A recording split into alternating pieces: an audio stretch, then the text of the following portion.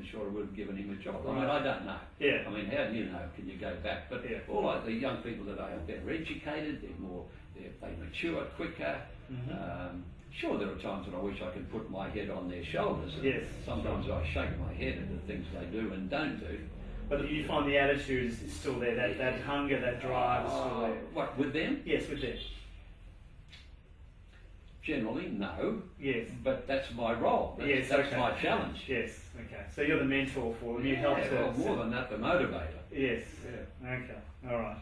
So you obviously would use those sorts of methods in terms of managing your staff, because one of the questions we quite often, with particularly running a large organisation, a lot of people, how do you motivate them? But it's really not about motivation, is it, as you said before? Well, you do it by example. You do it by setting the standard. Look, you have to be absolutely clear and precise. Yeah. Now, up on the wall, you won't see it up there now, but I've got a company philosophy, and that's more than just words on a piece of paper. Yes. A long time ago, I wanted something that everybody in the company could put their arms around and embrace. It was like a mission statement, if you like. Yep. I wanted them to know where we'd been in the past, where we were right now, where we wanted to be in the future, but more importantly, how were we going to get there? And I wanted something succinct and that everybody in the company could understand and embrace. And I nearly gave up because it was too hard. I mean, to get it down into a short sentence. Anyway, I got a complaint letter from a customer, a couple of minor incidents, and then the final paragraph of this complaint letter said, Mr. Hughes, these incidents detract from the image of your company, which is that of a, and I quote the letter, friendly and efficient company, trading with integrity and determined to give its customers the best of service. All I did was put the word very in front of best, cut it out, pasted it up, gave it to all my managers, and I said improve on that without adding one word. Well, of course they couldn't. Now, my company philosophy is we are a friendly and efficient company, trading with integrity and determined to give our customers the very best of service. And I run meetings on that. I mean, you could go for 2 or 3 hours on friendly, efficient, integrity, customer service. I mean, you can go forever. Yeah. So do you train your people like in those particular areas to get that message through to them on a daily, continual, weekly basis? Well, I run sales training at least once a week, and sometimes as well on a Saturday. And yeah, absolutely. And you find that by leading by example, by doing that training, that actually gets them to do it? Yeah. Do you think that's also down to the type of person that you employ, that is prepared to follow that? Yes. You obviously have to be very selective when you're selecting people. It's not easy, of course. No. You meet somebody for the first time over a counter, and it's very difficult to. I like people that give me good body language. You know, I like people that are jumpy, and I want people confident, secure. I want people that want the job that badly they can taste it. And I think that's very important, for a lot of people to hear, because I think a lot of people go into interviews and they try and put across their best face and all that sort of thing. But anyone who's experienced interviewing knows it's not just the words, it's not what you're saying. It's down to how you're presenting yourself. And when you're interviewing somebody, you've got to listen with the third ear. Yes. Because they don't always say what they often tell you what they think you want to hear, but it's not that at all. Right. So you really trained yourself to look for all those subtle signals. Yeah. And I tell you, two very good questions when you're interviewing somebody. Number one is saying, what in your opinion, Brett, if you were to get this job, what could you bring to the table that you think would be better than anyone else that's applying for this position? Yes. What are your strengths? Yes. And you'll find most people are pretty quick at coming out. They'll give you 2 or 3. I'm a hard worker, I have great attention to detail, I'm very enthusiastic, I'm whatever, I'm quite knowledgeable. Now, the big question. Okay, Brett, I understand that. What areas, in your opinion, would you need to improve on if you did get this position that would enable you to do the job better? You've told me your strengths. Where are your weaknesses? You'd be staggered at the number of people that can't answer that. Staggered. Yes. The best I get is, oh, well, my attention to detail sometimes isn't too good. But if someone can answer that to the economist, say, well, Mr. Hughes, well, as a matter of fact, I've got this and this, but I'm working on this and I'm doing that, that impresses me. Yes, so they know themselves well enough to describe it to you, Correct. And they know where they need to go. Correct. You don't have to tell them. Yeah, and I like the integrity with that. I like the fact that they put it out on them. And that opens them up. that cuts away, hopefully, from, as I said before, from them telling you what they think you want to hear. Yeah. Yeah. So do you find that you have to motivate your staff, or do you really... Always. Consistently, non-stop. So how do you do that without seeming like someone who's riding them the whole time?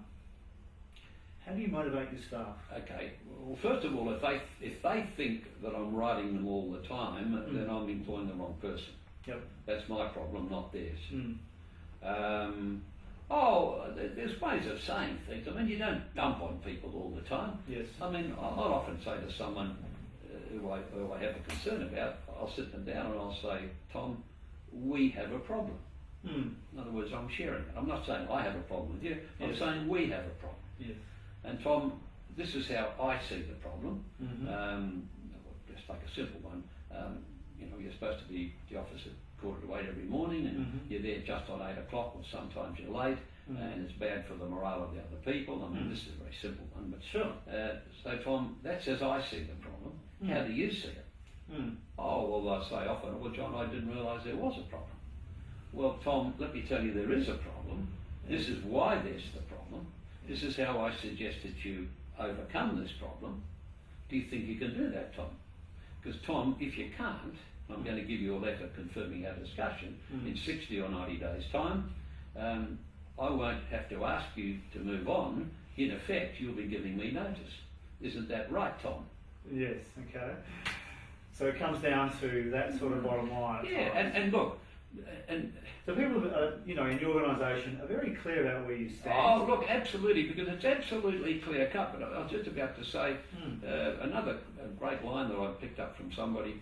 It said they're talking to managers. They said, "When is the last time you caught one of your staff doing something right?" And there and then, in front of their peers, congratulate them. Yes. Harry, that was a brilliant job. You did that extremely well. Best I've ever seen. Yes. Fantastic. You did an excellent job. Yeah. So be quick to people are very quick to criticise and they're slow to compliment. So, like for example, just a very quick one. In politics, you've got the government and you've got the opposition. Never, ever, ever, when the government of the day come up with a bill or with an idea, never, ever, ever do the opposition say, "Well, look, that's a good policy. That's a good bill. Support it." If we were in government, we would have done the same thing. We'll support that." Yep. They don't. Yes. But if they were to do that, and then they came out and criticised the next bill, they get more recognition because they're speaking with integrity. Look, we like that one, we don't like this one. But you can't continually knock all the time. It's the same when you're employing your staff. You can't continually knock them. Praise as equally as you criticise. Yeah. So how do you keep the pulse? You've got 450 staff. How do you keep the pulse in each of the areas? Obviously, you've got managers in each area. Yeah, very good people. Yes. So you rely substantially on those. I can't even turn on a computer. I noticed you don't have one in your office. I've had a computer bypass. Seriously. I've got a very good person who looks after all of my finance and administration. Yes. More than one person, but he Yes. heads up. Yeah, I've got an excellent person, the director of the company, who looks after what we call our fixed operations, service departments, parts departments, mobile service, tyres, batteries. I mean, it's huge. And I've got another director who basically looks after sales, but I'm very involved in sales. I'm a salesman. Yeah. That's where I came from. A long time ago, I went to Japan to try and get the Honda car franchise. Honda at that stage were making very good motorcycles, and they were just starting out to make cars. And they took me to a suburb of Tokyo, and they showed me this brand new 32-storey tower called the Honda Tower. I've never forgotten this. And I said, Mr. Honda is up top in the top of the Honda Tower? No, Mr. Honda's not in the Honda Tower. I said, Mr. Honda's not in the Honda Tower? No. Who's in the Honda Tower? Accountants, clerks, lawyers. I said, well, where's Mr. Honda? They said, Mr. Honda is an engineer. He's in the engineering department in the R&D section. Yep. Taught me a lesson. I was only 26 or 27. Stick to what you know. Mr. Honda was an engineer. He spent his time in the engineering department. Left everything else to everybody else. And that's pretty much what I do. I mean, obviously I keep my finger on the pulse. Yes. But I totally concentrate on sales. That's my strength, that's what I'm best at, and I find very good people to look after everything else. So it'd be fair to say that you started out your career as a salesman Yes. and then developed into a businessman. Yes. And obviously having that sales emphasis has worked very well for you in this type of organisation, hasn't Yeah, it? it definitely has. So what criteria do you look for when you're employing people? Is there a set thing that you Passion. Passion, yes. Yeah, drive, desire to succeed, willingness to work as part of the team. How do you define that one? How do you know if they're going to work as part of the team? Particularly outside the sales area, you know, if you're employing someone, and maybe you don't, but if you're employing someone in the administration or accounting area. I don't get involved in that